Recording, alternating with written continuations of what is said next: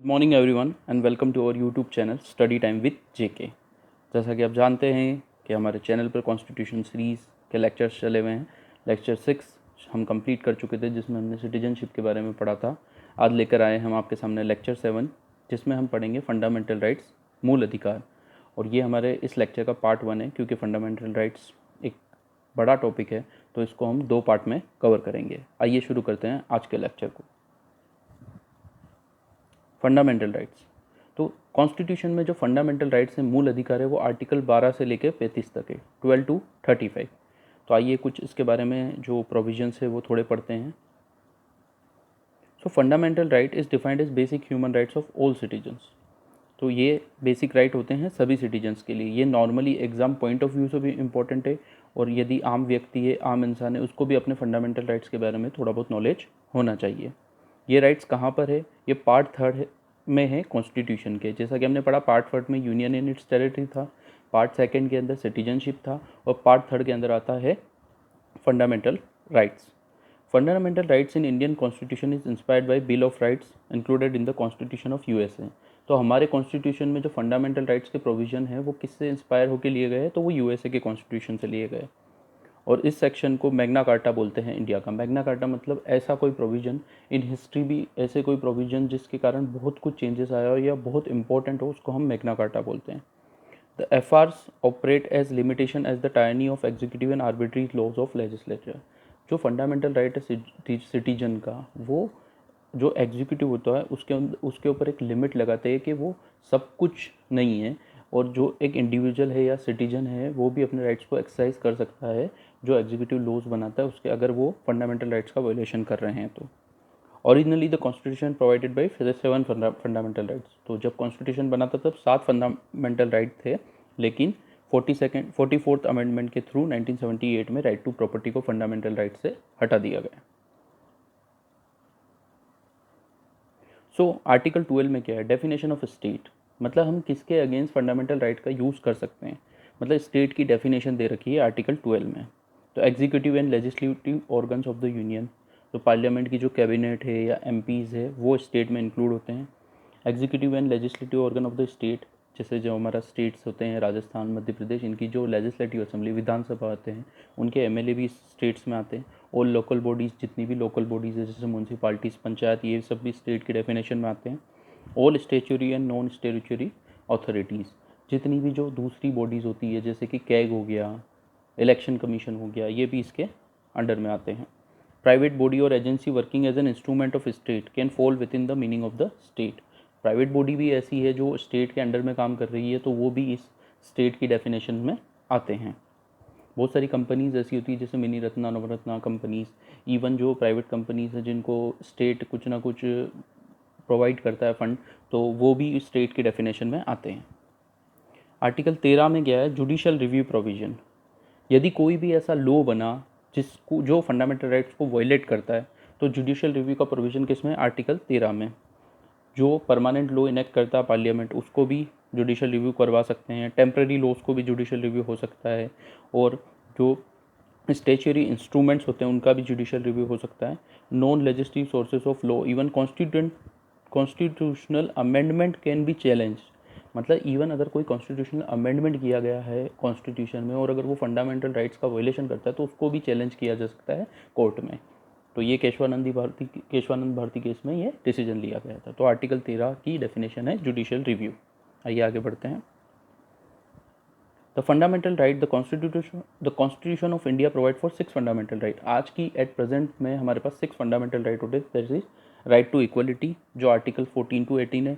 Right to freedom, article 19 to 22। Right against exploitation, article 23-24। Right to freedom of religion, article 25 to 28। Cultural and educational right 29-30। Right to constitutional remedies, article 32। तो ये जो 6 fundamental rights हैं at present अभी constitution में और हमारे पास available है। Originally जैसा कि हमने बोला, राइट टू प्रॉपर्टी पहले आर्टिकल 31 था, लेकिन इसको 44th अमेंडमेंट के थ्रू हटा दिया गया, और इसको आर्टिकल 300A में अभी प्लेस किया गया है, जो कि पार्ट 12 में है कॉन्स्टिट्यूशन के। तो ये एग्जाम पॉइंट ऑफ व्यू से बहुत इंपॉर्टेंट है, ये क्वेश्चंस आ जाते हैं, और बहुत सारे पुराने एग्जामों में ये क्वेश्चन आया भी है। आइए देखते हैं राइट टू इक्वलिटी, जिसमें 4 आर्टिकल्स आते हैं, 14, 15, 16, 17 एंड 18, टोटल 5 आर्टिकल्स है। तो सबसे पहला होता है equality before law, that is article 14। तो ये जो इक्वलिटी बिफोर लॉ है वो आर्टिकल क्या बोलता है कि shall be denied treatment of equality before the law और equal protection of law within territory of India. मतलब रूल ऑफ लॉ चलेगा इंडिया में और सभी को विदाउट डिस्क्रिमिनेशन ये जो लॉ है वो फॉलो करना है। The right is extended to all person whether citizen और फॉरेनर। तो ये जो राइट है ये सिटीजन्स को भी मिलेगा और फॉरेनर्स को भी मिलेगा। कुछ एक्सेप्शन है इस राइट में, जैसे आर्टिकल 361 ये बोलता है कि जो प्रेसिडेंट और गवर्नर है उनको इसमें थोड़ी छूट मिलती है और उनके खिलाफ डायरेक्ट सिविल केस नहीं हो सकता इस राइट के, अगर इस राइट का कुछ भी उल्लंघन होता है तो, क्योंकि उनको स्पेशल राइट्स मिले होते हैं। और दूसरा इसमें यह है कि जो मेंबर ऑफ पार्लियामेंट होता है आर्टिकल 105 और आर्टिकल 194 के थ्रू, तो जो पार्लियामेंट में वो कोई भी बात बोलते हैं जिसको हम प्रिविलेज बोलते हैं उनका, तो ये पार्लियामेंट में वो कोई भी बात बोलते हैं तो उनके ऊपर उस बात को लेकर एक्शन नहीं लिया जा सकता। तो ये उनको एक्सेप्शन मिला हुआ इस राइट के थ्रू। आइए आगे बढ़ते हैं। प्रोहिबिशन ऑफ डिस्क्रिमिनेशन, आर्टिकल 15 क्या बोलता है? Prohibition of discrimination. जैसे आर्टिकल 14 था इक्वलिटी बिफोर लॉ, मतलब लॉ के सामने सभी बराबर है, अमीर गरीब जो भी है। तो आर्टिकल 15 बोलता है प्रोहिबिशन ऑफ डिस्क्रिप्शन। तो किसी भी सिटीजन को उसके रिलीजन, रेस, कास्ट, सेक्स और प्लेस ऑफ बर्थ के बेसिस पे आप डिस्क्रिमिनेशन नहीं कर सकते। एक्सेप्शन क्या है इसमें? Certain provision can be made for women, children, citizen from any socially और educationally backward classes for their upliftment. देखिए कभी कभी होता है कि कुछ सेक्शंस ऐसे होते हैं जो बहुत ही अंडर प्रिविलेज होते हैं, तो उनके अपलिफ्टमेंट के लिए कुछ हम थोड़ा बहुत जो उनको एक्सेप्शन है वो दे सकते हैं इस राइट के थ्रू, जैसे रिजर्वेशन और ये सब जो मिलता है। Equality of opportunity in public employment, article 16 बोलता है equality of opportunity in public employment. तो आप ये इसको याद रखिएगा क्योंकि ये आर्टिकल्स बहुत इंपॉर्टेंट है।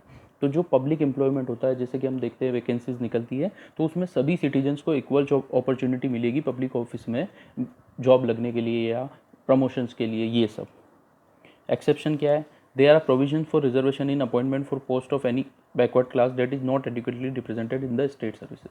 फिर वही रिजर्वेशन का इन्होंने बोला ये एक्सेप्शन है क्योंकि उस कम्युनिटी या फिर उस कास्ट के जो बंदे हैं उनका अपलिफ्टमेंट नहीं हुआ और उनका प्रॉपर रिप्रेजेंटेशन नहीं है, तो उसके लिए थोड़ा उनका अपलिफ्टमेंट के लिए रिजर्वेशन दिया गया है। तो ये इस आर्टिकल में एक्सेप्शन है। Article 70 most important article, abolition of untouchability. तो आप सभी जानते हैं अनटचेबिलिटी इंडिया में कितना फैल चुका था उस समय पे, जब प्रीवियस हिस्ट्री में अपन देखेंगे तब। तो आर्टिकल 17 उसको अबोलिश करता है और ऐसा कोई भी पर्सन अगर इस एक्ट में पाया गया जैसे कि अनटचेबिलिटी को प्रीच कर रहा है या फिर किसी भी पर्सन को शॉप, होटल या पब्लिक प्लेस में जाने से रोक रहा है, हॉस्पिटल, एजुकेशन इंस्टीट्यूट में जाने में उसको बाधित कर रहा है और अनटचेबिलिटी को रिलीजियस वे में जस्टिफाई कर रहा है और किसी पर्सन को अनटचेबल कह के उसको इंसल्ट कर रहा है, तो ये सब प्रोविज़न में जो पर्सन है वो अपना ये राइट को यूज़ कर सकता है और उसके अगेंस्ट केस कर सकता है। Abolition of titles, article 18 of the constitution of India abolishes titles and makes 4 provision in that regard. Title जो पहले राजा, महाराजा और ये सारे जो टाइटल चलते थे, तो ये आर्टिकल उन सभी टाइटल्स को अबोलिश करता है। It prohibits the state from conferring any title on any citizen और ए फॉरेनर। जो मिलिट्री और एकेडमिक डिस्टिंक्शन होती है, जैसे डीआर लगता है पीएचडी वालों के लिए और मिलिट्री में जैसे लेफ्टिनेंट कर्नल और ये सब लगता है, ये अलाउड है। लेकिन जो पहले की राजा, महाराजा और ऐसे जो भी टाइटल्स होते हैं उन सबको अबोलिश करता है। और अगर ऐसा कोई टाइटल्स यूज़ करता है और उसकी गलत यूज़ करता है उसका, तो उस पर जो कोर्ट में है आप केस कर सकते हैं। तो आगे बढ़ते हैं। देखिए अब आता है राइट टू फ्रीडम। अभी जो था वो सारे हमने पढ़े राइट टू इक्वलिटी। अब राइट टू फ्रीडम में 4 आर्टिकल आते हैं, 19, 20, 21 एंड 22। तो आइए देखते हैं इन आर्टिकल्स में क्या क्या बोला है कॉन्स्टिट्यूशन में। Protection of 6 rights. तो आर्टिकल 19 के तहत कॉन्स्टिट्यूशन गारंटी करता है सिटीजन को ये 6 right to freedom of speech and expression. आप अपना जो व्यू है, बिलीफ है, कन्विक्शन है, उसको आपके वर्ड ऑफ माउथ से आराम से आप एक्सप्रेस कर सकते हैं, तो ये आपका राइट है। Right to assemble peacefully and without arms, बिना हथियार के आप पीसफुली कहीं पे असेंबल हो सकते हैं और जो भी प्रोटेस्ट है या जो भी आपकी हड़ताल है वो आप कर सकते हैं, ये भी आपको राइट मिला हुआ है। इसके अंदर ये है कि आप पब्लिक मीटिंग कर सकते हैं, डेमोन्स्ट्रेशन कर सकते हैं, पोजीशन देख सकते हैं, लेकिन वायलेंट नहीं होना चाहिए, डिसऑर्डर नहीं होना चाहिए और वहाँ पर ऐसा नहीं हो कि राइट क्रिएट हो जाए।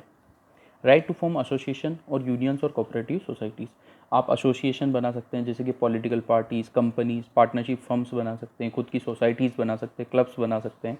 तो ये भी हमें राइट दिया गया है कॉन्स्टिट्यूशन में। अगले राइट है right to move freely throughout the territory of India. हम आराम से कहीं पर भी इंडिया में घूम सकते हैं, ये हमारा राइट है। द फ्रीडम ऑफ मूवमेंट इसको बोलते हैं। और आउट ऑफ द कंट्री भी जा सकते हैं और वापस से कंट्री में आ सकते हैं, ये भी हमारा एक राइट है। आर्टिकल 21 में ये प्रोवाइड है, आगे हम पढ़ेंगे। Right to reside and settle in any part of the territory of India. India में हम कहीं पर भी जाकर सेटल हो सकते हैं, हमारे हाउस बना सकते हैं, और कुछ स्पेशल प्रोविजन से ट्राइबल एरियाज़ के लिए उनको छोड़ के हम कहीं पर भी जाकर सेटल हो सकते हैं। Right to practise any profession और to carry any occupation, trade और बिजनेस। आप जो चाहे वो बिज़नेस कर सकते हैं, जिसमें आपका इंटरेस्ट हो वो कर सकते हैं, बस वो कोई इमोरल एक्टिविटी नहीं होनी चाहिए, जैसे ह्यूमन ट्रैफिकिंग या फिर ऐसी कोई चीज़ जो कि डेंजरस हो कल्चर हमारी सोसाइटी के लिए। तो ये जो 6 राइट है, ये राइट टू फ्रीडम में आर्टिकल 19 में आते हैं। आइए आगे बढ़ते हैं। Protection in respect of conviction of offences, very important article, that is article 20, grants protection against arbitrary and excessive punishment to an accused person, whether citizen or foreigner or legal person like a company or a corporation. It provides state. आइए कुछ provisions है इसके, बहुत important है, वो पढ़ते हैं।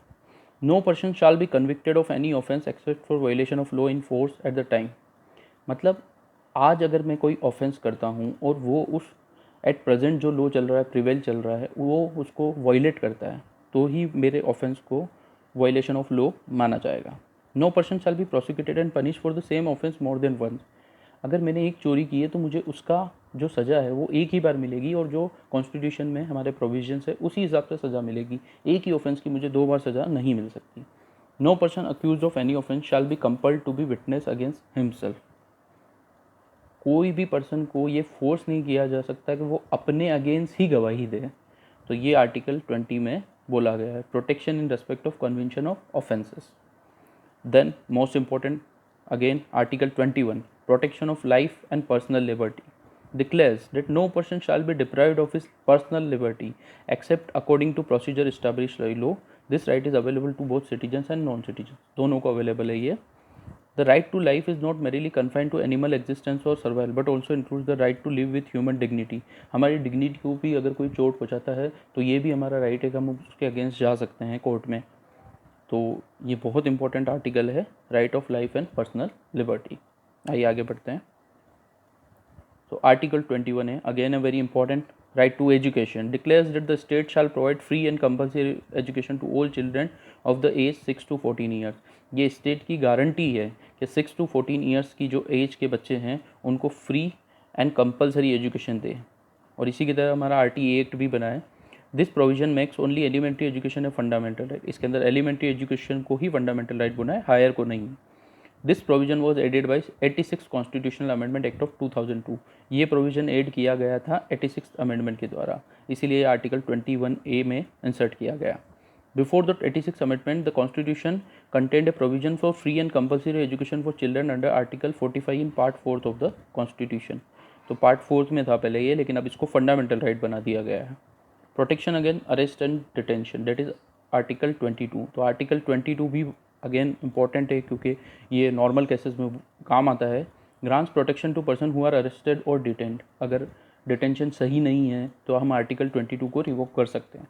Detention is of 2 type, namely punitive punishment after trial and conviction, and preventive punishment without trial and conviction. तो 2 टाइप की डिटेंशन होती है, एक तो ट्रायल और हो चुका है और ये पाया गया है कि वो कन्विक्ट है तो उसको सज़ा दी जाती है, और दूसरा होता है प्रिवेंटिव जिसमें ट्रायल भी नहीं चला है लेकिन वो अभी तक अंदर है। तो the first part of article 22 deals with the ordinary law and includes right to be informed of the grounds of arrest. कोई भी पर्सन यदि अरेस्ट होता है तो ये उसका राइट है कि उसको बताया जाए कि उसको किस कारण अरेस्ट किया गया है। Right to consult and defended by a legal practitioner, उसको एक लीगल प्रैक्टिशनर प्रोवाइड किया जाए और वो अपना डिफेंस दे सके। Right to be produce before a magistrate within 24 hours, 24 घंटे के अंदर अंदर उसको मजिस्ट्रेट के सामने पेश करना होगा, और उसमें जर्नी टाइम को एक्सक्लूड किया गया है। Right to be release after 24 hours unless the magistrate authorise further detention. अगर मजिस्ट्रेट ने आगे फर्दर डिटेंशन के लिए रूल नहीं दिया है उसका, या फिर उसको कन्विक्ट नहीं किया है, तो उसको 24 आवर्स के अंदर अंदर रिलीज करना पड़ता है। The second part of article 22 deals with preventive detention. तो हमने फर्स्ट पार्ट के 4 प्रोविजन देखे, और जो सेकेंड पार्ट है आर्टिकल 22 में वो प्रिवेंटिव डिटेंशन के बारे में होता है। The detention of a person can not exceed 3 months unless an advisory board report sufficient cause for extended detention. अगर किसी आदमी को डिटेन किया है 3 मंथ से ज़्यादा उसको डिटेन नहीं रख सकते जब तक कि कोई वैलिड रीज़न ना दे जजेस of high court. The ground of detention should be communicated to the detainee, मतलब जिसको डिटेन किया है उसको क्यों डिटेन किया है वो उसको बताना ज़रूरी है। The detention should be afforded an opportunity to make representation against the detention order, और जो डिटेन किए हुए पर्सन है उसको ये डिफेंस करने का मौका दे कि वो उसके आगे रिप्रेजेंटेशन कर सके। तो ये आर्टिकल 22 है, वेरी इंपॉर्टेंट आर्टिकल, और एट प्रेजेंट सिनेरियो में ये आर्टिकल बहुत यूज़ भी हुआ है और इसके बारे में बहुत चर्चा भी हुई है। तो आइए आगे बढ़ते हैं। Right against exploitation, article 23 and 24, दो आर्टिकल इसके अंदर आते हैं। ये हमारा तीसरा राइट है, राइट अगेंस्ट एक्सप्लॉयटेशन। तो आर्टिकल जो 23 है वो बोलता है प्रोहिबिशन ऑफ ह्यूमन ट्रैफिकिंग। आप देखते हैं हमारी जो सोसाइटी में है आज भी selling and buying of man women और चिल्ड्रन होता है, प्रोस्टिट्यूशन होता है, देवदासित होता है, स्लेवरी होता है। तो ये राइट उसके अगेंस्ट में प्रोटेक्शन देता है ह्यूमंस को, और इसी के तहत इमोरल ट्रैफिक प्रिवेंशन एक्ट 1956 बना था। और प्रोहिबिशन ऑफ चाइल्ड लेबर जो कि आर्टिकल 24 में आता है, जो चाइल्ड होते हैं उनकी फैक्ट्रीज़ में, हैजार्डस फैक्ट्रीज़ में जो भी अगर एम्प्लॉयमेंट कराएगा तो वो उसके लिए वो भी इस राइट का वायलेशन होगा। तो ये राइट बोलता है कि 14 ईयर्स के जो उससे कम बच्चे हैं उनको डेंजरस जॉब्स में आप नहीं ले सकते। However it did not prohibit there employment in any harmless और इनोसेंट वर्क। तो ये जो नॉर्मल वर्क होता है, कोई ऐसा वर्क हो जो हार्मलेस वर्क हो, वहाँ पर आप उसको एम्प्लॉयमेंट दे सकते हैं। The child labour prohibition and regulation act 1986 renamed as child and adolescent labour act 1986 in 2016। तो इस एक्ट का नाम चेंज कर दिया गया था 2016 में। तो ये कुछ आर्टिकल्स थे, आर्टिकल 24 तक हमने डिस्कस कर चुके हैं। और जो आर्टिकल 25 है और 35, आर्टिकल 25 टू 35 हम अगले पार्ट में डिस्कस करेंगे। आप बताएं आपको हमारा लेक्चर कैसा लगा, हम क्या क्या इम्प्रूवमेंट कर सकते हैं, और इस चैनल को सपोर्ट करिए। और ऐसे ही वीडियोस के लिए चैनल को सब्सक्राइब कीजिए, वीडियोस को लाइक कीजिए, शेयर कीजिए। And thank you for watching.